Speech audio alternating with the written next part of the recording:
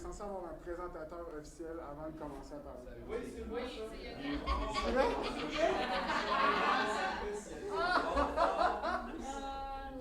C'est si bon. Honnêtement, les gars, je regarde le paragraphe, on dirait que ça fait 50 ans que vous êtes dans les classes. Okay, je vais oublier la feuille, C'est correct pour rien, oublie la feuille. Très content de vous présenter ces deux bons garçons-là. Deux hommes avec le cœur gros comme le centre de congrès. Des gens passionnés, des gens qui veulent aussi donner aux autres. Souvent sont là, mais ils donnent plus qu'ils reçoivent souvent.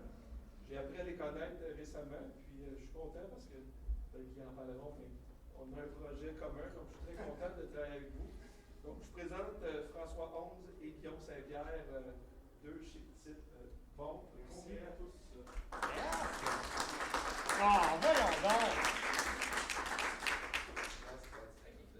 Ben, honnêtement, on est vraiment excités d'être ici aujourd'hui puis de pouvoir vous présenter un projet qui, honnêtement, a vu le jour pendant la pandémie, mais ça faisait quand même quelques... Je vais enlever ça.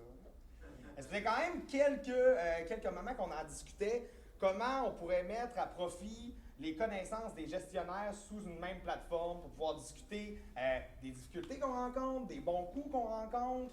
Le podcast Quand c'est l'été, c'est, oui, quelque chose que Guillaume et moi, on a parti, mais c'est votre podcast en quelque sorte parce que nous, on reçoit des gestionnaires, on reçoit des animateurs, des coordinateurs qui partagent sur leur expérience. Puis même là, en fait, il y a, à main levée, qui a déjà participé à un épisode du podcast Quand c'est l'été ici, quand même? On vous remercie énormément. C'est vraiment plaisant que vous ayez eu ce temps-là à nous accorder pour pouvoir parler de votre camp ou encore de vos expériences. Et aujourd'hui... Yes! Donc aujourd'hui, en fait, c'est pas compliqué. On voulait reproduire ce qu'on fait en virtuel, mais en présentiel avec tout le monde ici. Puis comme ça le disait dans la programmation, en fait, le but, c'est de recueillir vos témoignages de la dernière année, ce que vous avez vécu. On fait un petit post-mortem? Pas un post-mortem. En fait, ce que j'essaie de vous dire, c'est qu'on ne veut pas tomber dans le négatif. Là. On sait que l'année, un an et demi, tout ça, ça a été difficile. Mais ce qu'on veut recueillir, c'est les bons coups, les bonnes idées qui ont été faites, échanger. Si les gens qui vont venir en avant, si vous voulez aussi vous ouvrir un peu sur ce qui s'en vient, vous avez des choses en chemin qui vous pensez qui peuvent être utiles à tout le monde, partagez-le. En fait, comment ça va fonctionner, c'est que François et moi, on va être assis ici, on va vous prendre en charge. Donc, on va vous prendre en charge, on va vous poser des questions. Le but, c'est d'échanger. Puis, on a quand même, pour la salle qu'on a, on n'a pas beaucoup de temps. Ça va aller vite. Donc, n'hésitez pas, si jamais vous avez des questions pendant que les gens sont en avant, allez-y. Le but, c'est de favoriser l'échange. Puis, l'objectif de ça, c'est si vous êtes capable de sortir avec un ou deux bons flashs pour après ça repasser dans vos camps, mais on va avoir réussi notre objectif. Puis aussi, si jamais vous avez le goût de participer, nous, on fait ça c'est notre vie. On fait ça à l'année, mais on fait ça, si jamais vous avez le goût de participer au projet, d'être dans un des épisodes, venez nous voir pendant le congrès, on est là pendant tout le long du congrès. On va enregistrer pendant le congrès, si vous voulez qu'on vous prenne pendant 15-20 minutes, parler de votre camp, parler des réalités que vous avez. Après ça, on va mettre ça en ligne. Donc, venez nous voir, ça va nous faire plaisir. Puis les bienfaits du podcast Quand c'est l'été, on ne l'a pas encore vécu en présentiel, c'est-à-dire que de commencer le congrès avec un atelier comme ça va vous permettre énormément de savoir des choses d'avance sur des gestionnaires qu'il y a ici, puis entraîner les discussions dès le début du congrès, parce que honnêtement, je pense qu'on est tous ici dans un esprit de collaboration puis de partager sur nos réalités. Puis je pense que ça va vraiment donner le ton pour avoir déjà des choses à dire aux gens, puis par rapport à votre situation aussi. Fait encore un gros merci d'être là. Et là, c'est le moment le plus difficile de votre congrès qui s'en vient, de tout votre congrès. Il va falloir que quelqu'un brise la glace. On ne voulait pas l'imposer. Donc, est-ce que quelqu'un, ça peut être deux personnes de deux camps différents. À partir du moment où vous êtes sur la chaise, là, nous, on prend en charge le reste. Mais ça prend deux personnes qui brisent la glace puis qui viennent en avant pour partager un peu c'est quoi leur camp, qui vous êtes, qu'est-ce que vous voulez dans votre camp. Fait qu'on va s'asseoir, nous, on va prendre place tranquillement. On n'impose rien. Mais on en connaît quelques-uns, là, mais on vous inviterait de par vous-même de lever la main et de vous présenter en avant. Je sais que c'est pas facile, mais oui, vas-y. Oh yes! Déjà, merci, excellent. On a déjà quelqu'un. On peut l'applaudir. Oui. Yes!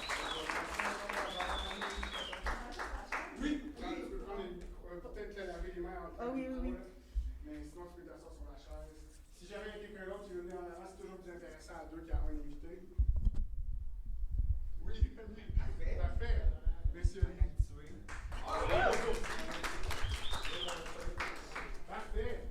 Donc, ben, est-ce que vous voulez vous présenter rapidement? Oui, ben moi c'est Liu, je viens du Centre de plein air Le Saisonnier.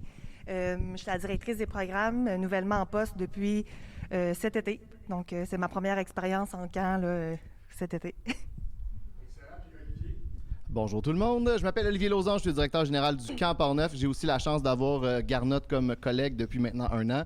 Ça fait maintenant 13 ans que je travaille dans les camps. Et comme Yannick dirait, dans plusieurs camps dans ma vie, donc j'ai eu la chance de travailler là, au sein de plusieurs organisations. Voilà. Parfait. Ben, c'est les deux camps de la capitale nationale, un à Beauport, un à Port-Neuf. Camp de vacances, les deux, mais je pense que non, pas camp de vacances, les deux, plus maintenant. Ben, parfois, on va commencer peut-être avec Liu. Dernière année, comment ça s'est passé pour vous autres cette année? Ben, en fait, c'était... Oui, OK, c'est bon. Ça a été la dernière année et la première pour moi. Donc, je dirais c'est dur, j'ai pas de cadre de référence. Je dirais que ça s'est bien passé compte tenu du peu d'expérience que j'avais dans le domaine des camps. C'est sûr que c'est pas parfait, là. Il y a eu plusieurs défis que j'ai dû relever, mais voilà. Moi, la question, je la posais à Olivier. Il y a plusieurs camps quand même qui n'ont pas opéré à l'été 2020, quelques camps quand même qui n'ont pas opéré à l'été 2021. Quelques directeurs généraux d'un camp qui n'a pas opéré en 2020. Quels seraient, mettons, les conseils que tu donnerais ou encore l'approche à avoir pour relancer un camp lorsqu'on a eu un été ou deux d'absence? C'est une bonne question. Je dirais la première des choses, c'est d'embaucher un nouveau directeur général adjoint. Sans blague, je pense que on était déjà en mode solution en 2020 et déjà à réfléchir à la suite des choses. On a voulu être novateur, donc on s'est dit qu'on allait prendre cette pause-là pour revenir en force. On a communiqué régulièrement avec nos clients de notre camp de jour principalement aussi. Puis on est arrivé avec des gros wow en 2021, ce qui faisait que les gens, on avait un peu renouvelé l'intérêt de nos clients. Puis en ayant gardé, je pense, ce contact-là, ça nous a permis là, de les avoir, mais encore, en fait, je veux dire même renouveler leur confiance. Puis entre-temps, on a aussi fait comme une campagne de financement. On s'est fait un défi avec la direction générale aussi, qu'on a beaucoup utilisé les médias sociaux pour alimenter ça.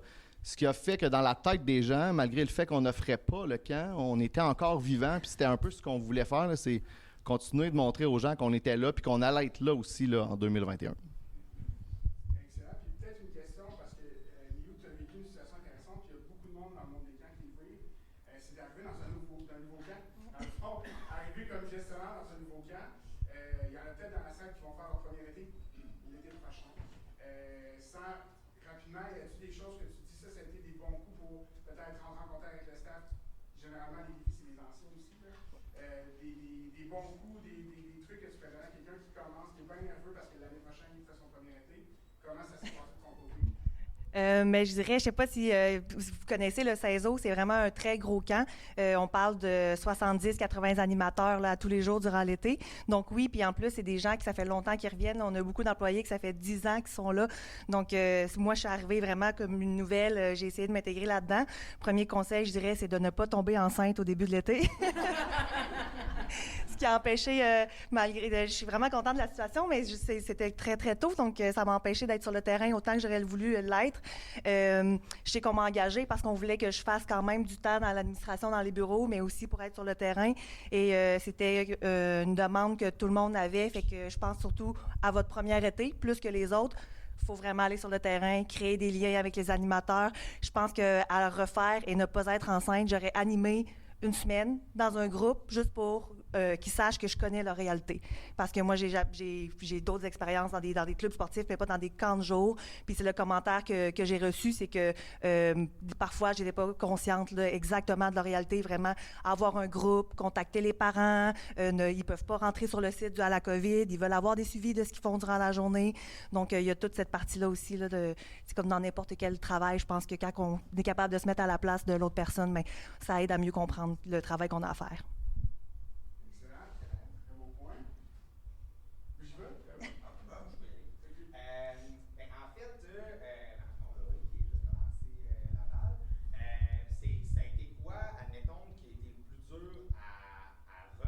dire au niveau du site, quand tu regardais le plan d'ensemble du camp en 2020, qu'est-ce qui a été plus dur à repartir au niveau, dans le fond, du matériel ou encore l'entretien du site? Est-ce qu'il y a eu des mauvaises surprises lorsque tu as été dans des bâtiments après un an? On s'entend que on va dans les mêmes endroits tout le temps, mais ça a été quoi, admettons, les plus grandes surprises que tu aurais pu avoir, que tu t'attendais pas en cours d'hiver ou quelconque? Des grandes surprises. Je dirais qu'on a toujours des grandes surprises malgré la pandémie quand on a un camp de vacances. Logistiquement, je dirais pas qu'on a eu des très grandes surprises, pas eu de bris majeurs. Notre premier grand défi était par contre où on repartait, puis là, c'est pas nécessairement du matériel.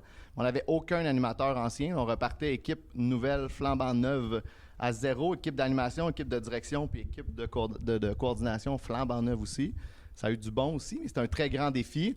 J'essaie de penser, on n'a pas eu de bris majeur ou d'enjeu. Certainement, on a ralenti le rythme de l'entretien, parce qu'on avait un peu de récupération à faire, mais rien de majeur, je dirais. La pandémie a fait qu'on a fermé un peu la saison 2020 d'hiver très rapidement. Donc, on a eu quand même des surprises de fin d'hiver, par contre, où on avait mis un peu le camp sur pause, puis on l'a retrouvé au printemps avec des choses d'hiver qui n'avaient pas été nécessairement rangées. On a eu des surprises à ce niveau-là, mais rien de majeur au niveau de nos infrastructures. On a quand même continué à faire les entretiens de base, déneiger nos toits, s'assurer qu'il n'y a rien qui coule dans nos bâtiments. Mais rien de majeur au niveau de nos infras, rien du tout, je pense. Parce qu'il y en avait déjà beaucoup de majeurs, même avant la pandémie, je dirais. Peut-être dernière question, Ali, par rapport à ce que tu dis. Dans votre nouveau staff, parce que tu es à Portneuf, par curiosité, par intérêt aussi, est-ce que tu dirais que ton staff venait de la région? Avez-vous été obligé de recruter hors capitale nationale? Comment ça s'est passé? Je dirais qu'on a eu 70% extérieur, 80% extérieur, 20% local. On a la chance d'être un camp de jour sur un camp de vacances et on n'opère pas du camp de vacances. C'est pour ça que quand tu as dit tantôt qu'on était un camp de vacances, c'est pas tout à fait vrai. Puis on a vendu l'expérience de camp de vacances en camp de jour. On l'a vendu auprès de notre staff. Viens travailler au camp de vacances, mais à 5 heures, la journée est finie, tu vas pouvoir aller faire du paddleboard, aller te baigner, pouvoir faire des feux avec la gang. Ça a été un grand atout pour nous, en fait. Puis cette réponse-là venait de nos animateurs. Moi, j'ai envie, après un an, de sortir de la ville, de voir d'autres choses. Puis nous, on répondait à ce besoin-là aussi. Donc, je dirais qu'on a recruté assez large, Capitale-Nationale, Gatineau, Trois-Rivières, un peu partout. Puis là, j'allais vous donner un secret de recrutement. Je ne sais pas si j'ai envie de vous le donner, en fait. Le babillard de la Sécu, très, très bonne place. Nous, on a fait beaucoup de recrutement là-dessus. Ça a bien répondu à nos besoins aussi. Puis on peut faire de l'intrant, on peut attendre qu'ils déposent leur candidature, mais on peut aussi aller faire de l'extrant. On peut aller voir puis les appeler, leur envoyer un petit courriel. C'est ce qu'on a fait, puis ça a été payant pour nous. Puis peut-être la dernière chose, parce que dans le passé, on a connu une difficulté entre on les embauche au mois de février puis ils se rendent jamais à l'été parce qu'ils changent d'idée puis ils trouvent d'autres affaires plus intéressantes. J'ai eu la chance d'avoir un directeur adjoint qui les a entretenus pendant tout de février jusqu'à l'été. À tous les mois, on a eu une rencontre Zoom, ils ont fait des jeux, ils ont fait du social, on les a tenus au courant de tout ce qui se passait. Fait que même avant, parce que je vous rappelle que c'était tous et toutes des nouveaux, même avant d'arriver au camp, il y avait déjà un sentiment d'appartenance au camp, ce qui a fait qu'on s'est rendu à l'été avec une seule personne qui a changé d'idée en cours de route et tout le monde s'est rendu à l'été. Puis c'est un gros statement que je dis depuis le début de l'année, mais je pense qu'après 13 ans, cet été, ça a été ma plus belle gang d'animation de mes 13 dernières années. Je sais que ça n'a pas été facile dans tous les camps. Mais on a réussi à créer quelque chose. Puis des fois, de faire table rase et d'amener des nouvelles idées, des nouvelles personnes, ça a été payant. Puis pour nous, ça a été payant, vraiment, vraiment payant cette année. Si je peux faire un petit peu de pouce là-dessus, parce que moi aussi, je travaille au Gabon. Honnêtement, j'ai un peu utilisé le principe de la plante. Je donnais beaucoup d'amour à mes plantes, qui étaient comme un peu, c'est à l'arcon, parler de même des animateurs, mais je prenais beaucoup soin d'eux, beaucoup répondre à leurs questions. Je n'avais pas parlé trop longtemps, fait que ça va être à peu près ça qu'on va dire. Mais un peu comme tu dis, table rase, c'est d'avoir l'opportunité un jour d'arriver à quelque part et qu'il qu'il n'y ait pas d'équipe d'animation. Pas que je vous le souhaite, mais ça peut avoir des effets bénéfiques de partir d'une culture comme vous le voyez. Puis ça peut être vraiment, vraiment le fun. Puis si vous voulez en jaser à un, là, ben, ça me fait super plaisir d'en discuter. Good, ben merci à vous deux. On va prendre Merci à vous autres. Bien gentil, merci pour la La glace est brisée, merci énormément. Y a-t-il d'autres personnes qui voudraient se lancer dans l'exercice? Vous allez voir, en fait, ça fait du bien. Hein, ça n'a pas fait mal. Non, c'est ça. S'il y a des gens là, qui aimeraient ça, participer à l'exercice, La chaise est à vous. plus que les bienvenus. Oui, ben oui. Excellent. Excellent. Excellent. Puis c'était pendant que nos invités viennent s'asseoir, là, c'était hyper intéressant. Ce que Olivier a dit, je sais qu'il y a des contraintes des fois de ressources dans certains cas puis de temps, mais la stratégie des entretenir, garder votre staff à l'année, c'est quasiment incontournable. On n'a quasiment pas le choix là, maintenant de faire ça. C'est sûr qu'il faut trouver le temps, les ressources, les moyens, mais c'est vraiment une clé pour ce qui s'en est. Donc, nous avons, vous pouvez vous présenter? Allô, moi c'est Lauriane, je suis à la Colonie des Grèves depuis 2 ans, Dans quel coin du Québec? à Sorel. Et puis, pour ma part, j'ai eu un baptistère un jour, mais j'ai abandonné mon nom. Mon nom est majuscule et je travaille au Domaine Scout à Saint-Louis-de-France. Voilà. Et puis, j'ai rencontré Lauriane cette semaine. On s'est vu jeudi. C'est La vraiment vie est un belle, drôle hein, d'hasard. c'est ça. Voilà. Pour ceux qui suivent religieusement ou même religieusement le podcast quand c'est l'été, Majuscule, tu as quand même eu une méchante grosse intempérie qui s'est passée pour toi en juin. Fait que j'aimerais ça que, de manière assez somatique, mais je sais qu'il y a beaucoup d'affaires qui se sont passées. Comment on fait pour relancer l'été après des prix autant énormes que le domaine Saint-Louis-de-France? Pour faire un topo rapidement, le 7 juin, j'ai été nommé directeur général. Le 8, il tombait 4000 arbres sur mon terrain. J'avais 70 000 $ de dégâts.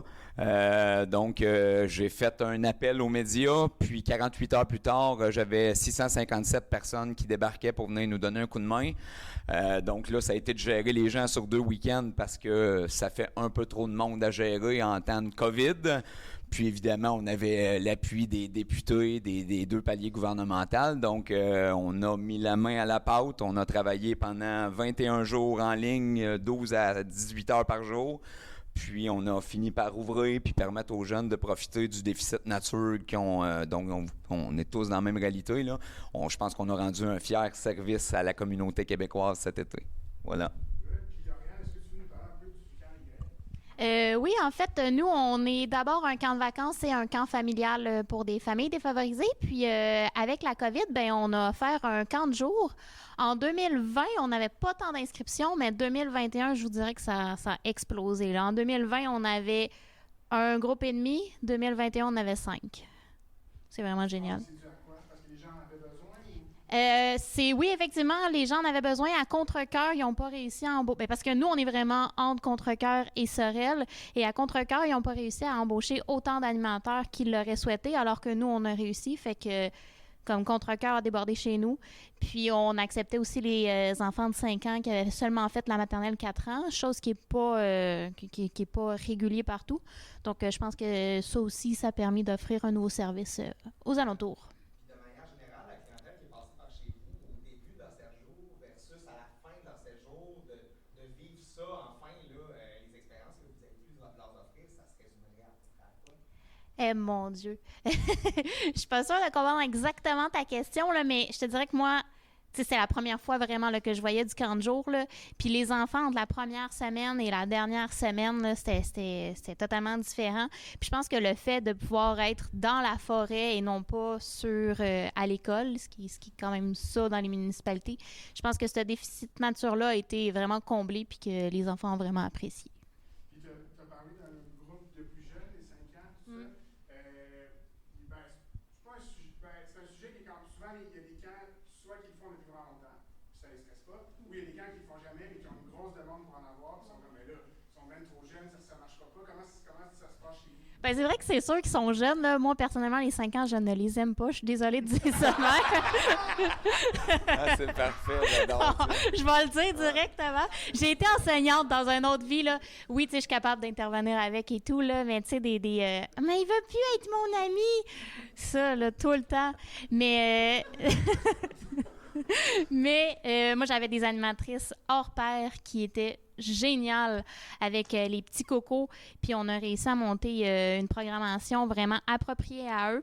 Puis cette année, on a eu aussi une subvention qu'on a réussi à monter. On appelle ça la forêt enchantée, là, mais c'était de la psychomotricité, de la motricité fine. Fait que ça, tu sais, on a pu ajouter ça à la programmation aussi pour les petits cocos de 5 ans. Fait que c'était génial. Puis avez-vous l'expertise à l'interne? Tu sais, mettons, quand tu pars de zéro, vous avez déjà des programmes, vous vous êtes renseigné ailleurs, comment vous... Ben, en fait, moi, j'ai un bac en enseignement d'éducation physique, fait que c'est sûr que ça a aidé vraiment beaucoup. Excellent. Et Majuscule, quand on parle de la catastrophe naturelle qui est arrivée au domaine du scout, là, on parle, en fait, moi, il y a quelque chose qui m'avait saisi lorsque je t'avais parlé, c'est que tu m'avais dit, ben, il y a vraiment beaucoup de positifs dans ce qui nous est arrivé. Fait que comment on peut vivre une situation tant catastrophique qui met en péril nos opérations et de le voir d'une manière positive? Ça a été quoi, mettons, les éléments que tu es allé chercher pour ça? En fait, je pense que dans la vie, on n'a pas le choix de toujours voir le verre à moitié plein plutôt qu'à moitié vide. De toute façon, il est à moitié vide depuis 18 mois pour la plupart d'entre nous, là. Mais au final, nous, dans notre cas, ça a été une visibilité sans pareil. Je l'ai déjà expliqué au podcast que le problème du domaine scout, c'est qu'on est lié au scout par la bande, donc aux yeux du monde entier. C'est tout ce qu'on fait. On a eu droit à justement une campagne de visibilité incroyable. Au-delà de ça, ça a permis aux gens de la communauté, aux gens de Trois-Rivières qui ne savent même pas qu'on existe alors qu'on est là depuis 1954, de réaliser qu'ils ont un oasis nature à 2 pas de la maison, qu'on est là, qu'on a des services à offrir. Donc, au final, une visibilité incroyable. 2 yeux, une banque de bénévoles sans pareil, là. J'ai une quantité d'hommes retraités qui sont venus nous donner du temps cet été comme jamais. Puis, deuxièmement, moi, j'avais un problème sérieux de recrutement avant le début de l'été.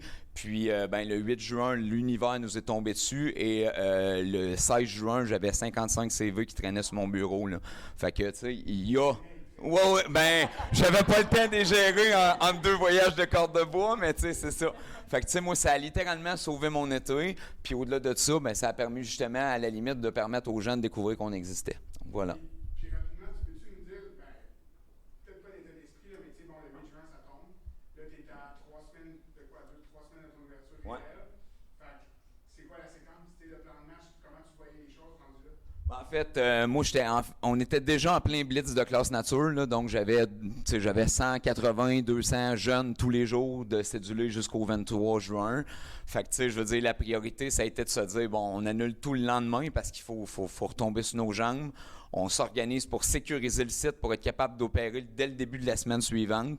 Fait que dans le fond, c'est tombé un mercredi. Le jeudi, vendredi, on a relevé nos manches. On a travaillé, de 6h30 le matin à minuit le soir. Puis, on s'est assuré d'être en opération le lundi parce qu'il n'était pas question qu'on abandonne ces élèves-là qui n'avaient pas eu d'activité scolaire depuis 1 an et demi. Donc, au final, ça a été ça. Puis, de fil en aiguille, de semaine en semaine, ça a été de rouvrir chacun des plateaux puis de s'assurer d'être opérationnel pour l'été. Puis, surtout de répondre aux familles qui étaient hyper inquiètes à savoir est-ce qu'on va être en mesure d'avoir nos services parce que on était tous saturés partout, là, c'est pleine capacité. Les municipalités étaient overbookées. Fait que moi, mon objectif, il était clair. Je veux dire, à la limite, j'étais prête à vendre mon arme au diable, mais le but, c'était de s'assurer d'être en opération.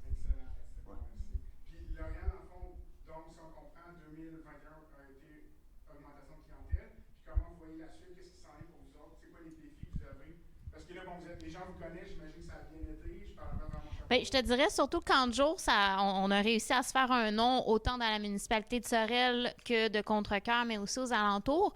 On offrait quand même camps de vacances, camps familiaux. Ça, on a eu de la perte de clientèle un petit peu. Fait que ça va être de voir si justement ces gens-là qui étaient présents peut-être en 2019, est-ce qu'ils vont revenir? Mais je pense que le fait d'avoir, d'avoir ouvert en 2020, 2021, ça va peut-être justement leur dire, ils sont encore en vie, ils sont encore là, puis on est... Oui, on va le garder. Ouais. Merci.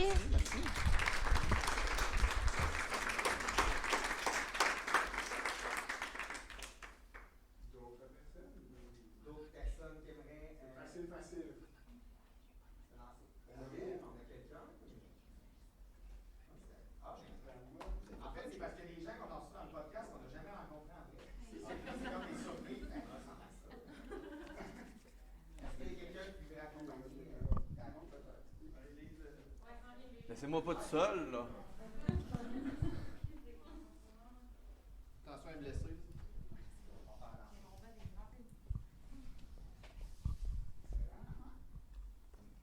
Je me suis cassé l'épaule en chassant une coccinelle. Mais sans que c'est dit. Maintenant que c'est dit, oui. Il n'y a plus de malaise.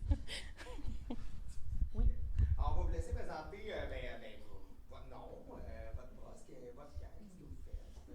Comment se passe ça? Alors, moi, c'est Marie-Lise Richard-Robert. Je suis directrice générale du camp Aide-Filles international à Valmorin.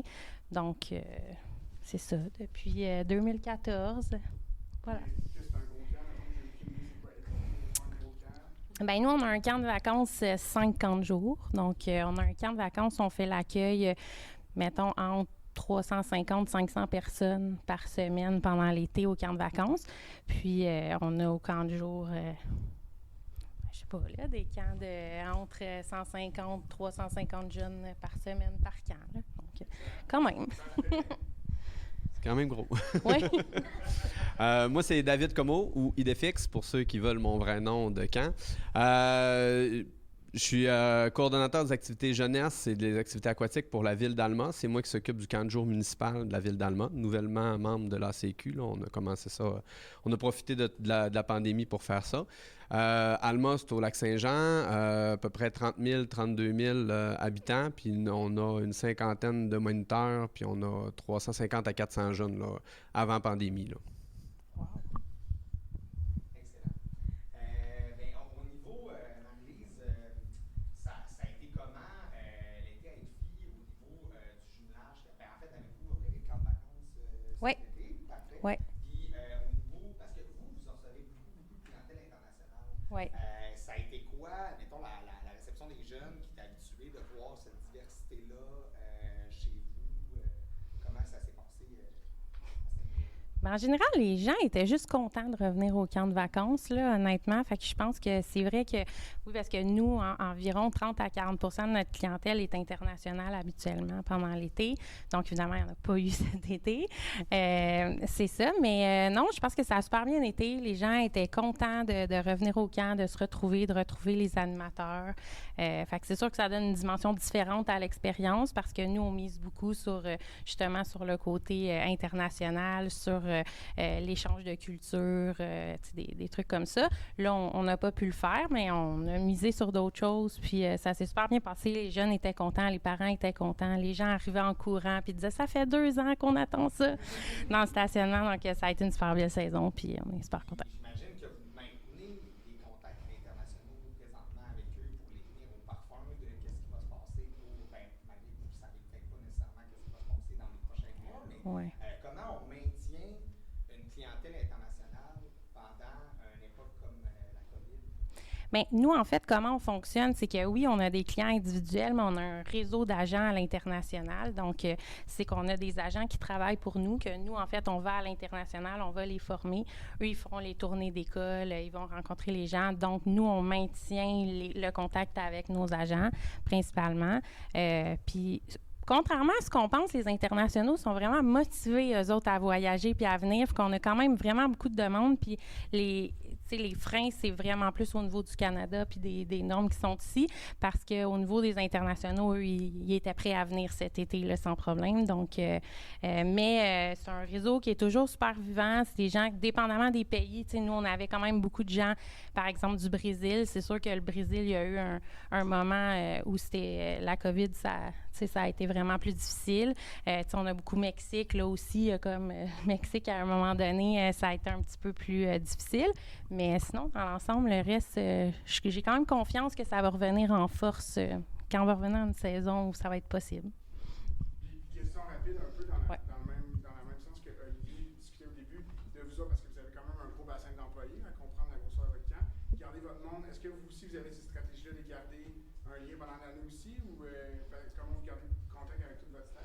Oui, bien nous aussi, ce qu'on a de particulier, c'est que notre camp de vacances, en fait, pendant l'été, c'est un collège privé. Fait qu'il y a un collège privé de 350 élèves qui est là. Fait que pendant l'été, c'est notre locataire, donc on cohabite avec le collège privé et notre centre de plein air parce qu'on reçoit des classes nature et tout ça. Donc, on a quand même le bassin de nos animateurs qui viennent pour les classes de plein air et tout ça. Puis, vu qu'on avait quand même nos 50 jours, qu'on savait que probablement il allait ouvrir cette année, on avait quand même pris l'initiative de mettre sous contrat déjà une équipe rapidement là, dans l'année, comme en janvier, février. Comme ça, on se disait, ben eux, ils vont quand même commencer à recruter. Fait que si on a l'autorisation d'ouvrir, on va être prêt. On avait recruté des gens en leur disant, gars, ça ouvre pas, on va pouvoir te replacer dans un camp de jour. Fait que quand on a eu l'autorisation d'ouvrir, on avait quand même un bassin intéressant de personnes commencer la saison. Good, merci. David. Oui. Comment ça se passe Ça va bien. Ouais. C'est un peu tout le contraire. Nous, comme on est un camp de jour municipal, c'est vraiment notre population qui vient, puis les populations des villages avoisinants. Parce que pour ceux qui ne connaissent pas bien le coin, là, Alma, c'est comme c'est au Lac-Saint-Jean, c'est au centre du Saguenay-Lac-Saint-Jean, du côté du lac. Puis il y a plusieurs dans la MRC, c'est la plus grosse municipalité. Fait il y a beaucoup de gens qui viennent travailler à Alma, qui demeurent un peu dans les villages avoisinants. Fait qu'ils amènent leurs jeunes au camp de jour. On a des infrastructures plus grandes que dans les différents villages autour. Là. Fait que, mais sinon, ça s'est bien passé. Ça a été une année, j'ai trouvé ça plus difficile que 2020 cet été, ouais, parce qu'on a comme... 2020, c'était non tout le temps. C'est facile à gérer, tu sais. On peut-tu? Non. On peut-tu faire? Non, on peut pas. Tandis que là, il y avait plus de zones grises. On essayait d'en donner un peu plus avec notre staff, avec les parents aussi au niveau des forfaits, au niveau du fonctionnement. Entre autres, on a eu un gros défi. J'ai une de mes chefs de camp qui est avec moi, là, puis qu'on a fait la préparation de l'été ensemble. Puis, tu sais, la gestion du service de garde pour que ça rentre dans les horaires des animateurs, puis qu'on ne tombe pas en surtemps, puis etc. Mais ça a été un bon été, mais espérons que le prochain soit encore meilleur. Mais pour les jeunes, ça a super bien été. Puis, si t'avais mis, parce que là, t'as dit, comme, qu'est-ce que t'avais, comme les zones grises de 2021 versus le non catégorique de 2020, si t'avais à mettre le doigt sur un truc qui est arrivé en 2021, qui était contre toute attente de ton côté, ou bien quelque chose que vous êtes vraiment fiers d'avoir réalisé à l'été 2021 au niveau de votre camp de jour à la ville d'Alma, ça serait quoi? Bien, dans les grandes fiertés, c'est de remonter un peu notre banque. Bien, c'est la qualité du service qu'on a offert, malgré qu'on a remonté. Là, il y a d'autres qui ont fait les mêmes mentions. Là. Moi, je suis là depuis 2001 à la ville d'Alma comme moniteur à l'époque. Là. Puis en 20 ans, c'est la première fois qu'on avait autant de nouveaux. On a changé à peu près 50% de notre staff. Pour nous, c'est énorme parce qu'on a un super de bon taux de rétention. On a beaucoup d'universitaires qui partent à l'extérieur, à Québec, Montréal, pour les études, puis qui reviennent chez papa, maman durant l'été. Fait que nous, c'est parfait d'avoir une job saisonnière pour ces anciens-là qui reviennent année après année. Là, on a eu un bon défi. C'est 2 années que c'était difficile. Fait qu'il y avait à peu près 80% du staff qui n'avait pas eu de formation en présence sur les 2 années qui s'accumulaient. Fait que là, des fois, on disait « Ouais, mais il y a le 3/4 de l'équipe qui n'a jamais vécu un vrai camp. » Pour nous, tu sais, avec l'équipe de gestion. Là, fait que de piloter au travers ces restrictions-là, d'avoir la qualité de service qui était là au rendez-vous, puis le plaisir des jeunes aussi. On a hâte de revenir encore, comme tout le monde ici présent, j'en suis convaincu, mais c'est vraiment dans ce sens-là qu'on était le plus satisfait. Là. T'es-tu obligé? As-tu changé tes plans de formation? As-tu été obligé de changer tes plans de formation à l'été pour ton nouveau staff? Tu parlais que tu avais fait de la préparation avec une chef de camp. Ça a-tu monopolisé un temps de vraiment, OK, là, il faut repartir? François parlait de lui. On a eu plein de nouveaux staff, on en a profité pour implanter une culture. Est-ce que vous en avez profité pour faire certains changements? Bien, c'est sûr qu'on n'a pas profité pour faire certains changements dans le même sens que ce qui a été discuté précédemment. On a fait la formation d'AFA en ligne, à distance, tout ça. C'est super d'avoir cet outil-là, malgré toute la situation, mais c'est pas la même game. Les nouveaux, ils savent pas comment que les chefs, là, je les appelle chefs de camp, là, je veux pas, c'est l'appellation qu'on utilise, mais ils savent pas comment que les chefs ils drivent sur le terrain, eux autres aussi, parce qu'ils l'ont pas vécu, ce contact-là, à part de « je ferme ton micro, j'ouvre ton micro, OK », on essaye d'animer tout ça. Tu sais, c'est pas la même dynamique non plus, fait qu'on a essayé de faire plus de terrain par rapport à ça. Mais au niveau de la formation, des changements, là, on était vraiment plus au niveau... avec le staff, on a essayé de maintenir qu'est-ce qu'on faisait. Au niveau des parents, on a essayé des choses, des modèles qu'on s'est dit « Oups, ça, on ne fera pas ça certain, mais hop, ça, on va le faire, puis on va essayer de le travailler dans ce sens-là aussi. » Là. Entre autres, au niveau de... c'est le service de garde qui est le plus gros défi en camp de jour municipal avec les restrictions de pandémie, là, parce que, en tout cas, moi, je suis by the book un peu, puis ouais, mais à l'école, ouais, mais on n'est pas l'école. Là. Ici, on va le faire comme c'est écrit dans les règlements, puis on va respecter les... Mais ça crée certains défis parce qu'on est ouvert 50 heures semaine avec les jeunes, mais les moniteurs, eux autres, travaillent 40 heures semaine. Fait que là, c'est comment tu agences tout ça. Fait qu'à peu près, là, il devait avoir 20 quelques horaires différents pour l'ensemble de mon staff. Il y en a qui commençaient, ils faisaient 7,5 à 5,5, mais ils faisaient 4 jours. Il y en a qui faisaient tous les remplacements. Il y en a qui faisaient 7,5 à 3,5, 5 jours. Puis là, il y en a qui faisaient l'inverse, faisaient 9,5 à 5,5. Fait que tu sais, c'était un peu là... l'apocalypse au niveau des horaires en début d'été.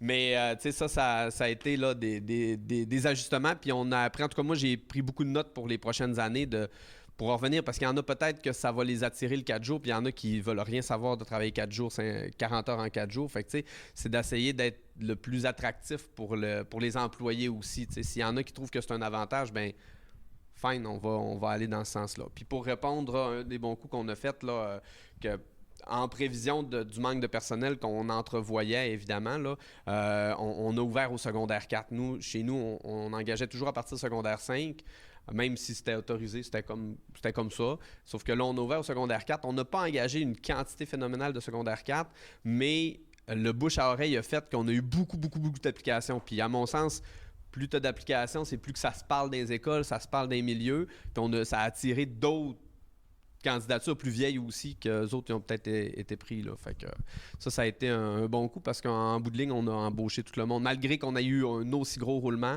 on n'a pas manqué de staff là, au premier jour.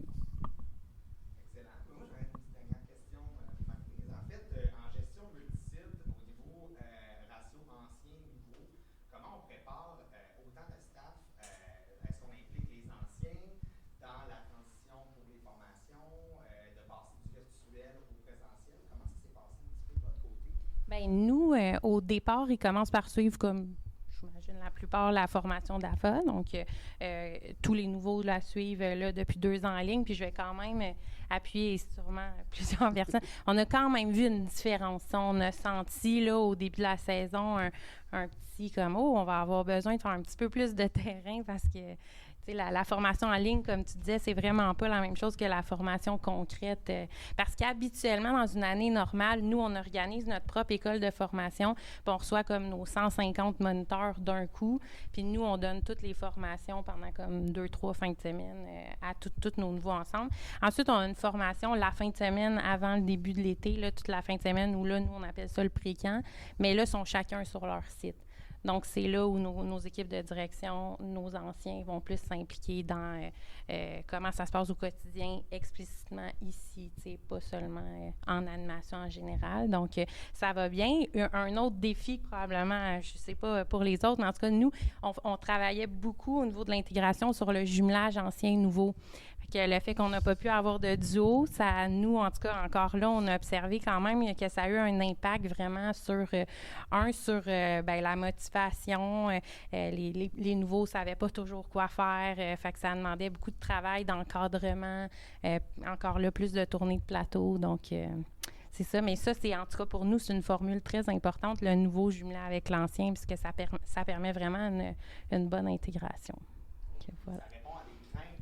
Ouais. Des fois, des fois, on est tellement dans notre soupe actuelle, ça fait des fois 5 à 15 étés qu'on fait ça, puis on se rend compte que, OK, là, il y a beaucoup plus d'accompagnement à faire cette année.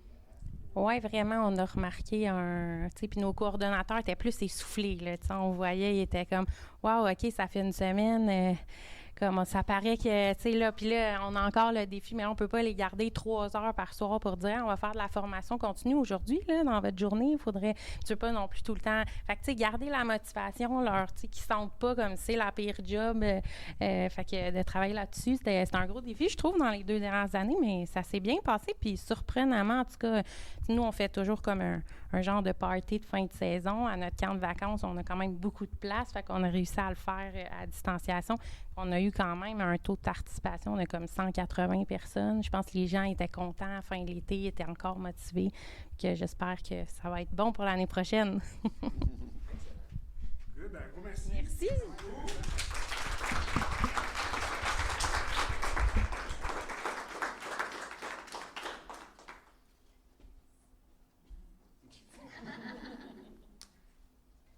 Y a-t-il d'autres personnes qui veulent se lancer? Yes, super. Avec Kate aussi. Super. Excellent. Il y a plein de points, là, peut-être faire une parenthèse. Quand on est au podcast, là, on est quand même en surface. Ouais. Parce qu'au podcast, d'habitude, on va faire 1h30 avec 2 personnes. Parce que tout le monde, il y a vraiment des points super intéressants qui ont été amenés, hein. Surtout en gestion de ressources humaines. David qui parlait, j'aurais voulu te poser une question. Tu as dit que tu avais un employé qui faisait juste des remplacements cet été. Ça, je trouve ça intéressant. On a parlé de semaine de 4 jours. Là, je suis bien dans la gestion de ressources humaines. Là. Mais il y a des trucs vraiment. En tout cas, j'espère que ça ne sera pas mort après cette discussion-là. Vous allez vous parler après. Parce que ça répond à plein de besoins de questionnement de gens qui veulent essayer des choses dans les prochaines années. Fait que c'est bien intéressant. Allez-y, mesdames, on vous laisse la parole. Veux-tu que je parle en anglais? Ah, comme tu veux. Je parlais pas l'anglais. That's okay. I won't hold it against you. My name's Kate, and I am the director at Camp YMCA Canawana, and it's my 5th year being the director there. Is it a big camp? Yes. Étiez-vous ouvert cette année? Nope.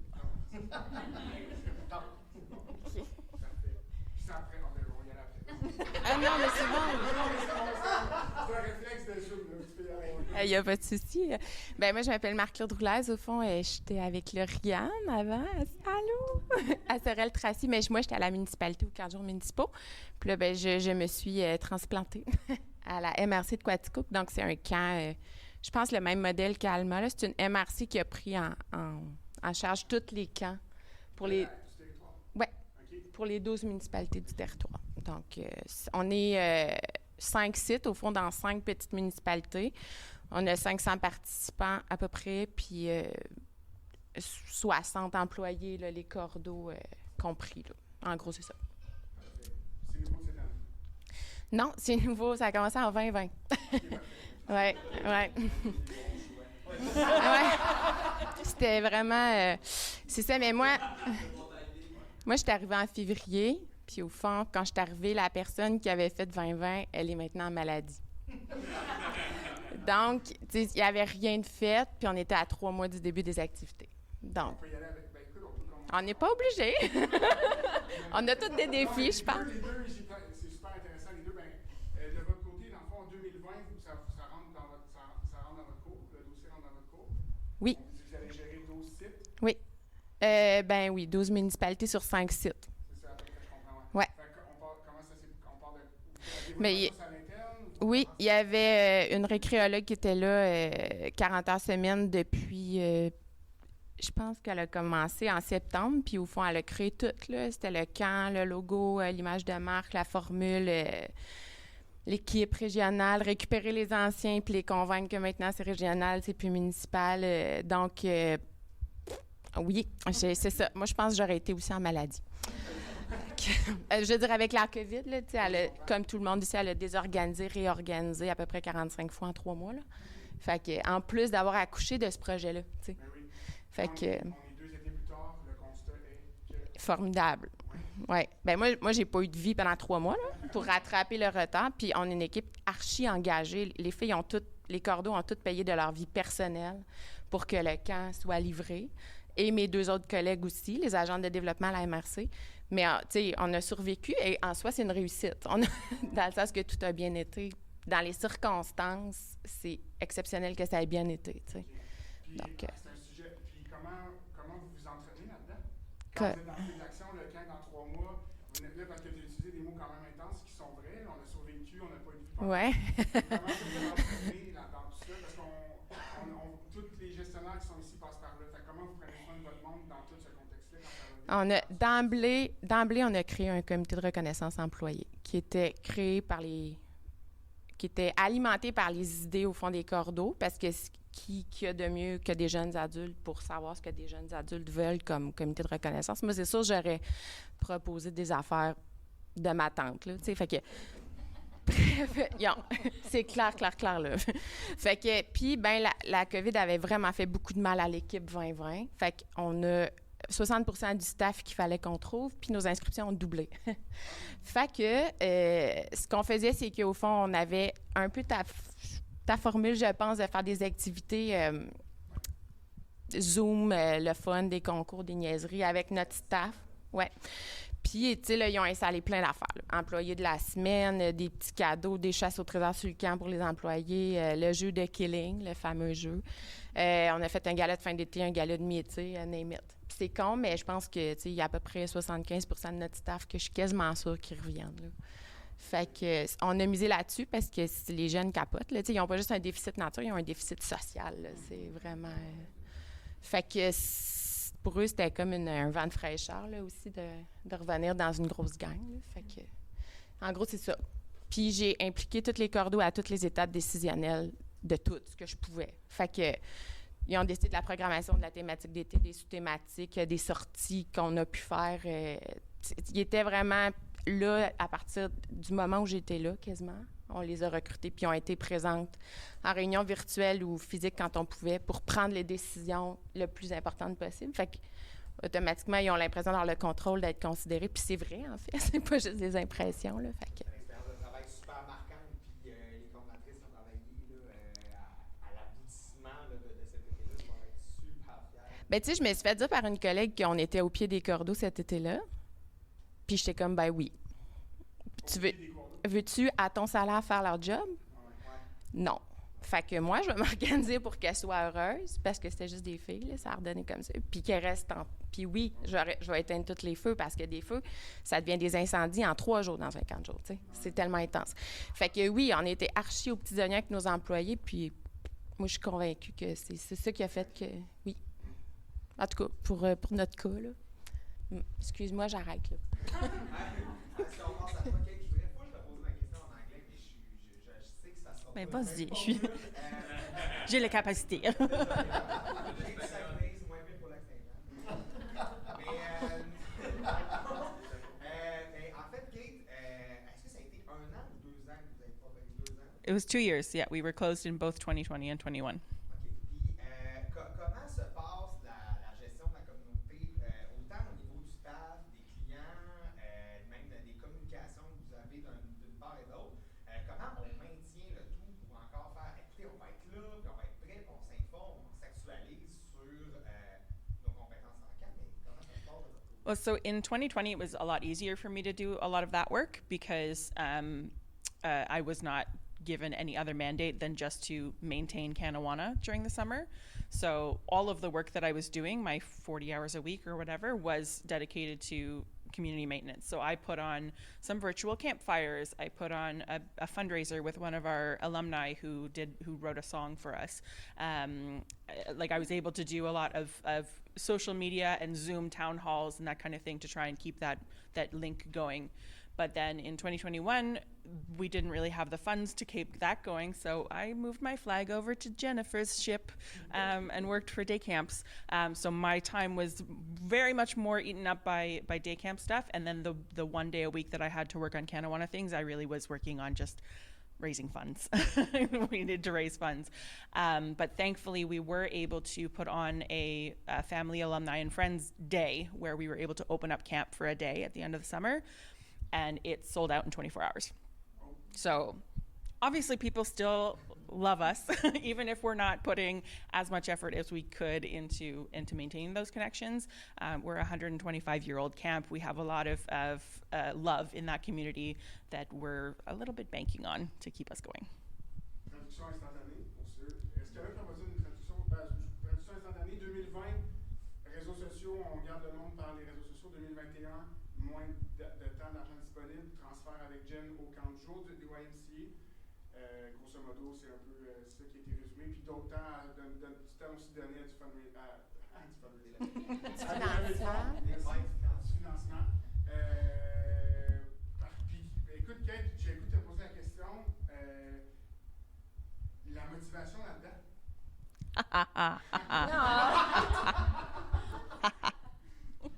Mais allez-vous revenir en 2022? We're going to open next year. And I'm very excited to open next year. Nothing against day camps. I have a lot of respect for day camps, but I'm not made for day camp. I don't do that level of energy. I gained a whole lot of extra respect for my colleagues in day camp this year, watching them do their thing and coaching the staff through their issues. They're very different issues than what we experience in Camp Vacances. It's not the same beast at all, and they didn't like it. So yeah, it was a lot of the struggle for me this summer was keeping my energy up and keeping my motivation going, and the two things that were my carrot to keep me like moving forward were getting this family friends day to happen in live person at camp, and we had one rental group for this fall. I was like, we're gonna make this rental group happen if it kills me. So those are my two little rewards for working day camp.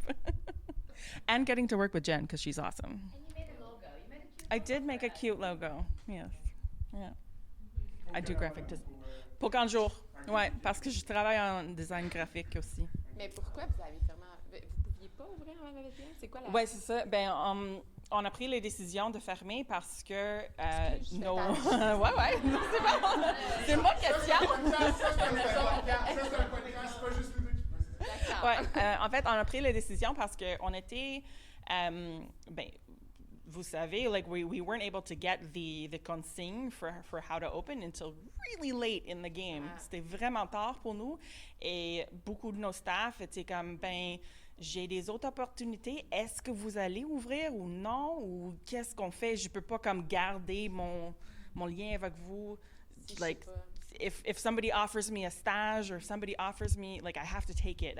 I need some surety in my life. And we were like, you know what? That's fair. On parle beaucoup, il y a beaucoup de gestionnaires qui ont parlé de dates, c'est tard. Je pense qu'il y a personne qui est comme, yes, c'est tellement tôt, parfait, j'ai tout à faire.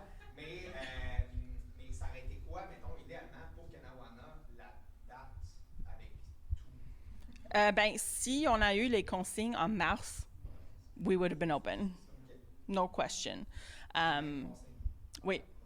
Si les consignes étaient sûres, ou au moins comme ça va être les consignes ou ça va être moins que ça. Mais au moins d'avoir le worst case scenario en mars, ça nous aiderait à comme dire, OK, les staffs, ça c'est la situation qu'on va vivre ensemble. What are we going to do to make this happen? They would have been on board. They would have been like, yes, let's go. We're making this happen. But because it was still like,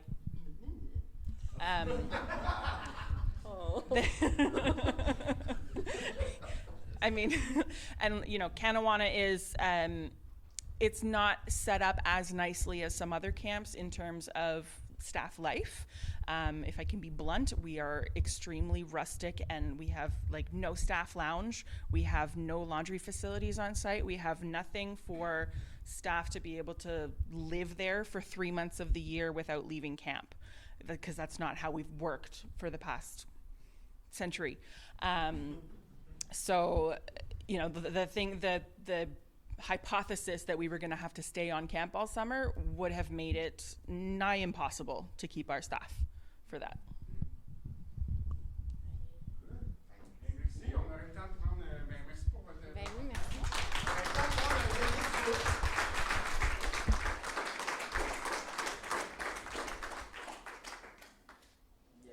On serait prêt pour un dernier duo qui terminerait un peu l'atelier avec un petit mot de la fin. Oui, parfait. Excellent. Parfait, on a 2 personnes. En tout cas, on remercie beaucoup les gens qui sont passés tout cas, ça prouve la raison pour laquelle on trouvait ça autant pertinent de faire ça en début de congrès, comme on le fait présentement. Bonjour.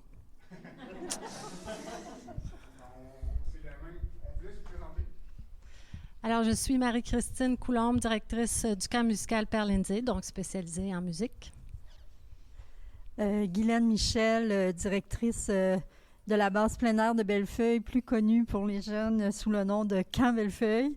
Donc, je suis là depuis juste le début de la pandémie. Très bon choix également. Excellent. Christine, camp musical, c'est ça? C'est ça. Écoute, comment étiez-vous en 2021?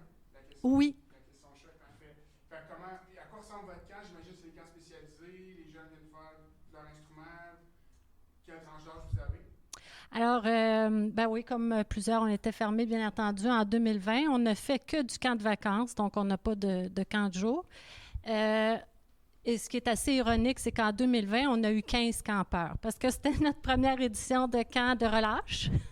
Alors, 15 campeurs en 2020. Mais habituellement, on est rempli à pleine capacité, donc 560 campeurs à tous les ans depuis 5 ans. Donc, pour nous, ça a été vraiment une hécatombe, là, l'année 2020. Et puis, avec l'engouement, quand même, nos campeurs ont un réel engouement là, pour le camp musical. Et étant donné, évidemment, que la musique a beaucoup souffert, non seulement dans les camps de vacances, mais ailleurs, les salles de spectacle, des artistes là, qui sont nos professeurs qui n'ont pas pu, évidemment, faire leur concert habituel. Donc, il y avait une très grande volonté derrière nous là, pour qu'on ouvre cet été. Et donc, on a très peu envisagé la possibilité de ne pas ouvrir. Alors, on a tenu un comité pédagogique dès le mois de décembre 2020 pour voir ce qu'il nous faudrait anticiper comme été en 2021, même si on avait très peu d'indices à ce moment-là. Évidemment, j'ai suivi tous les Zooms là, que la CQ a organisés, tous les comités, sous-comités, etc., pour essayer d'être au parfum. Mais on faisait déjà un effort là, d'essayer d'anticiper puis de voir ce qui se passait dans les écoles. Et puis, c'est surtout ça qui nous a permis d'être le plus près possible lorsque la bonne nouvelle a été annoncée. Puis on s'entend que la musique, c'est très rassembleur, c'est très... tout le monde a envie de danser. Parce que là, vous parliez d'un concert final assez d'une grande envergure. Comment on l'adapte pour que ça soit cet effet-là quand même? Comment ça s'est passé? Bien, concert final, ils ont été annulés. Alors, malheureusement, c'est le genre d'activités, effectivement, qui sont rassembleuses en temps normal. Les parents sont invités. On n'a même pas assez de place au camp musical pour recevoir tant les parents que les campeurs et les musiciens, les professeurs à la fois, ce qui fait qu'on monopolise une église qui est près de chez nous, là, à Saint-Alphonse-Rodriguez. Et puis là, ben, c'était juste impossible de recevoir 300 personnes en même temps. Donc, tout s'est passé, c'est le côté négatif, là, je pense qu'on a un peu perçu dans nos sondages. Là, les parents auraient aimé avoir un petit aperçu de ce qui s'est passé. On était mal équipés pour faire de la vidéocaptation ou quoi que ce soit. Puis, il a fallu faire des choix budgétaires aussi, bien entendu. En temps normal, on remet des pistes là, musicales à chacun des campeurs. Là, on a remis un T-shirt. Alors, c'est pas pareil, mais... Les parents étaient conscients. On avait eu le privilège en 2020 que, ben c'est un privilège. Ça s'est adonné à être un privilège, c'est qu'après la catastrophe de ne pas pouvoir ouvrir en 2020, ben là, on s'est tourné vers les parents. On leur a offert le choix de nous laisser le dépôt pour 2021, puis de nous faire un don. Et on a eu un très haut taux d'adhésion. On a eu jusqu'à 80 000 laissés en dépôt pour 2021. Et puis, ben, tous ne sont pas revenus en 2021, malgré la programmation là, qu'on a soumise, là, bon, il y a eu des sacrifices. On ne pouvait pas faire d'orchestre, notamment. On ne pouvait pas faire les concerts, comme vous le mentionnez. Mais ça nous a ouvert l'opportunité, parce qu'il faut toujours regarder le verre plein, hein, comme vous avez dit un peu plus tôt, d'avoir une nouvelle clientèle. Parce que, en temps normal, on est ouvert, on offre des sessions de 2 semaines. Et puis là, bon, on a ouvert des sessions d'1 semaine. Alors, on avait 6 camps d'1 semaine et ça s'est bien vendu. Parce que justement, c'était moins cher hein, qu'un camp de 2 semaines. Et puis donc, ça a ouvert le potentiel d'une nouvelle cohorte, le plus jeune, qui essayent un camp une semaine au lieu de commencer à 2 semaines. Donc, Merci. Guylaine, de ton côté, je peux me permettre de te tutoyer. On s'est vu par Zoom, je reconnais ton visage. Ben oui, c'est bon. C'est vrai? Oui, je reconnais avez-vous ouvert cet été? Oui, nous, on a été ouverts en 2020-2021, mais pas en colonie de vacances. On a ouvert notre camp de jour, puis aussi, on a des chalets en formule chalet vacances famille. Donc, habituellement, ben, c'est comme un programme d'animation qui est offert aux familles qui louent les chalets. Fait qu'on a ouvert ces 2 portions-là, mais c'est sûr qu'en 2020, la portion chalet vacances famille, ben, on pouvait pas offrir d'animation. C'était comme interdit. Donc, on a offert que les gens puissent faire certaines activités, mais avec un prêt d'équipement d'où on s'assurait de la désinfection et tout. Cette année, ben, on a pu offrir quelque chose qui ressemblait plus à ce qu'on faisait antérieurement, mais on n'est pas allé à ce qu'on faisait en 2019 parce que, dans le fond, c'était plus des plateaux d'activités qui étaient offerts, puis qu'il y a un nombre maximum de personnes là, qui pouvaient s'inscrire. Nous, ce qui a été intéressant, ça a été quand même beaucoup de défis, mais ça a été, nous, en 2020, comme on a su très tard, ben, le recrutement, c'était quand même un défi en soi. Mais on avait déjà recruté notre équipe pour notre colonie de vacances. Donc, c'est cette équipe-là, dans le fond, qui ont pris la relève pour qu'on puisse ouvrir le camp de jour. Parce qu'on s'est viré de bord. Nous, en 2020, on avait annoncé à la population que le camp serait fermé. On allait juste louer des chalets, c'est tout. Et il y a eu quand même beaucoup de pression dans la population pour que notre camp de jour soit disponible. Donc, on a travaillé en collaboration avec les partenaires du milieu pour pouvoir ouvrir.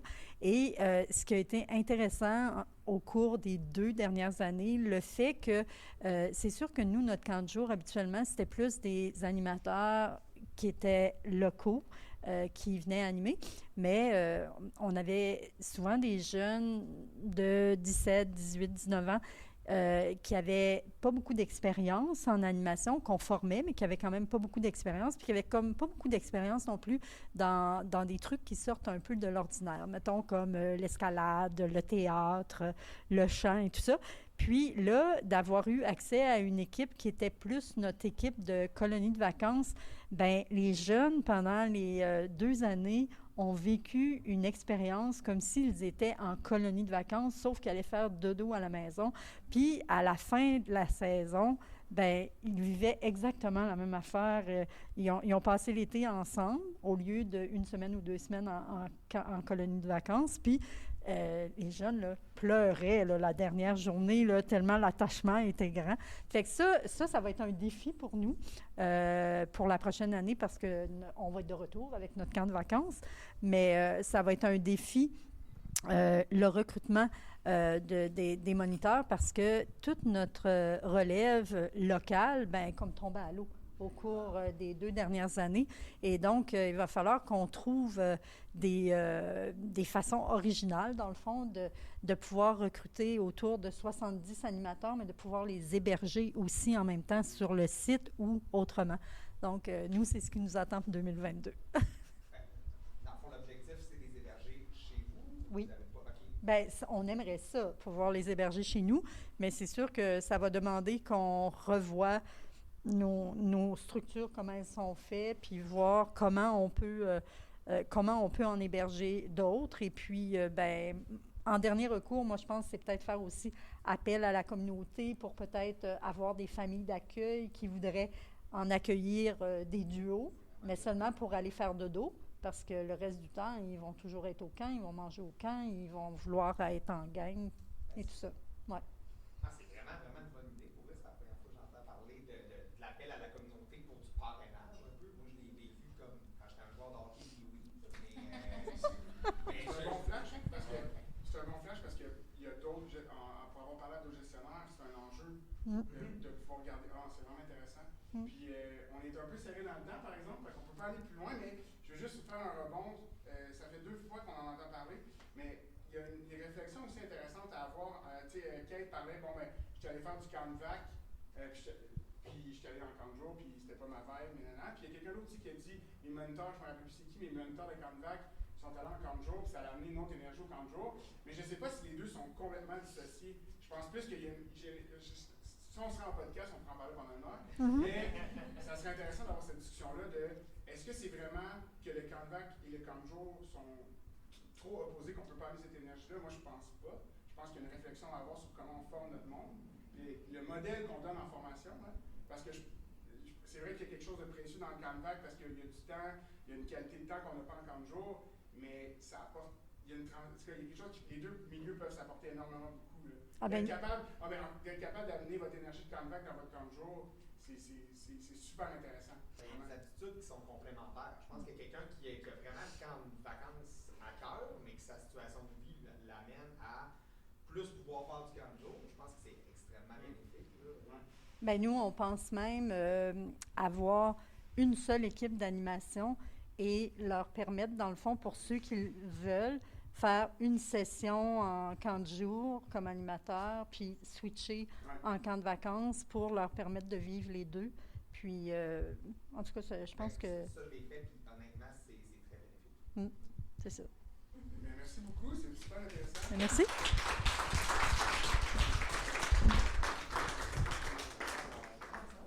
Moi, j'en reviens juste pas que c'est fini, mais... Ça va trop vite, mais c'était vraiment intéressant. Des choses aussi qu'on veut faire ressortir par l'échange qu'on vient d'avoir. La première aussi, c'est difficile d'aborder ce sujet-là en 1h15 puis en vous ayant 10 minutes sur la chaise, mais c'est l'esprit de communauté qui est hyper importante dans le milieu des camps. Puis dans les derniers 2 ans, on a tous vécu des affaires incroyables, positives, négatives, mais de prendre conscience encore une fois aujourd'hui qu'on le vit tous. Hein? Fait que s'il y a un nom, quelqu'un dit quelque chose d'intéressant, mais retenez son nom, allez voir aujourd'hui, prenez contact. Parce que, oui, je sais que c'est mon prochain point. C'est super important. Je pense que la force de l'ACQ, que vous ne soyez pas dans l'ACQ, vous êtes dans le monde des camps, c'est la communauté à 100%. Il n'y a rien qui bat ça. Je finis avec mon truc, après je laisse aller. Parfait. Deuxième affaire aussi, si parler de camp, c'est votre passion, vous trouvez ça intéressant. Mais parler de camp, oui, mais de sujets qui concernent les camps, les ressources humaines, les tabous en camp, la formation. Il existe une structure, un événement qui est donné par la Sécu qui s'appelle le séminaire d'échange en camp, qui dure 2 jours. En fait, c'est sur 2 jours. Puis, grosso modo, là, à chaque année, on annonce un thème. Il y a une couple d'années, c'était comment on gère les ressources humaines. On choisit des questions, des thèmes qui vont faire discuter les gens. On se place en équipe. Mettons, il y a 50 personnes qui viennent. On fait des petites équipes, on s'assoit en rond et on épluche le sujet à fond. On se questionne, on se challenge, c'est juste ça. Ben, tu sais, il y a du plaisir, là, mais c'est juste la discussion pendant 2 jours. Puis pour l'avoir fait comme participant, en dehors du congrès, je ne vois pas d'autres formules qui permettent de ressortir avec autant d'échanges et de bagages, parce que les outils, c'est pas nécessairement des choses toujours pratiques. Des fois, c'est juste des idées, des fois, c'est un flash de discussion qu'on fait comme « Hey, que ça, c'est une bonne idée ». Fait qu'on espère qu'on veut l'avoir donné un petit peu en cette 1h15-là cet après-midi, mais juste faire un petit bloc, il y a aussi le séminaire d'échange qui existe. Généralement, c'est au mois de mars. On est sur Facebook, séminaire d'échange en camp. Vous pouvez nous retrouver là. Vous n'êtes pas enregistré pendant le séminaire d'échange. Honnêtement, merci beaucoup. Ça nous a vraiment touché, les gens qui ont pris le micro pour pouvoir partager leur témoignage, éléments un petit peu plus difficiles, même éléments un petit peu plus joyeux de leur été 2020 et 2021. Parce que le podcast, la raison pour laquelle il existe, oui, OK, on l'a parti, mais si on n'avait pas de gestionnaires autant passionnés qui voulaient venir à notre rencontre pour pouvoir discuter de leurs enjeux et pouvoir entraîner des discussions par la suite, bien, il n'existerait juste pas. Puis si, admettons, vous n'avez pas eu nécessairement la chance de parler pendant l'atelier, puis que vous aimeriez quand même partager avec nous des témoignages, bien, nous, on va être là pendant tout le congrès. On va faire des petits vox pop par-ci par-là. On va être au Salon des fournisseurs aussi. Puis la morale de notre atelier, en fait, puis la raison pour laquelle il était en début de congrès, c'est vraiment pour favoriser la communication entre vous. Il y a des gens qui ont parlé ici aujourd'hui, qui ont plein d'autres choses à vous dire si vous êtes intéressés à savoir, bon, ben, vous, comment vous avez fait à cette municipalité-là pour la rendre autant colorée puis de lever autant comme je pourrais dire, d'enjeux et tout. Moi, personnellement, ben, je vous remercie beaucoup. Je pense que Guillaume aussi vous remercie. Je vous remercie. Puis, dernier point aussi sur le podcast, on fait ça bénévole. Il n'y a pas d'objectif monétaire, on ne fait pas d'argent avec ça. Le but, c'était vraiment de mettre l'industrie de l'avant. Puis juste pour vous dire aussi que de la blog, là. Donc, novembre, puis après les fêtes, on a 2 nouveaux concepts de podcast qui sortent parce qu'on voulait rejoindre un auditoire plus large. Parce que ce que François et moi on fait, c'est vraiment, on n'a pas de plan de match, on ouvre les micros, on parle de votre camp qui vous êtes, puis souvent on divague sur des thèmes précis. Mais on voulait varier les discussions, varier les sujets, rejoindre d'autres auditoires. Fait qu'il va y avoir 2 autres podcasts qui vont sortir, qui n'ont pas encore de nom, mais qui s'en viennent. Puis, dernier message aussi, si vous voulez participer, je me répète, mais on réussit toujours à trouver des gens, mais vous voulez participer, écrivez-nous sur Facebook. Vous avez un cordeau qui est ancien, que vous savez qui va triper dans cette plateforme-là, qui nous écrivent. On fait à peu près 2, jusqu'à après les fêtes, on fait 2 podcasts par mois. Donc, c'est ça. Donc, n'hésitez pas à vous manifester, ça va nous faire plaisir. Gros merci.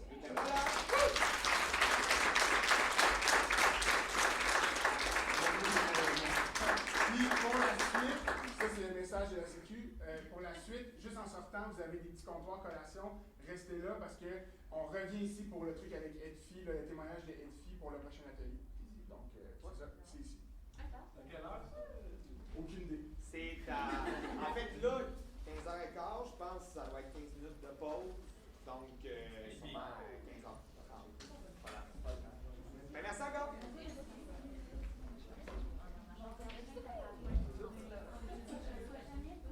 Good job. Yeah. Bon boulot, les gars. Content de te voir. Ah oui? Ah ouais? On va aller voir ça. Donc, tous les employés en avaient un. Oui. Tu avais la casquette baguette. En fait, c'est que.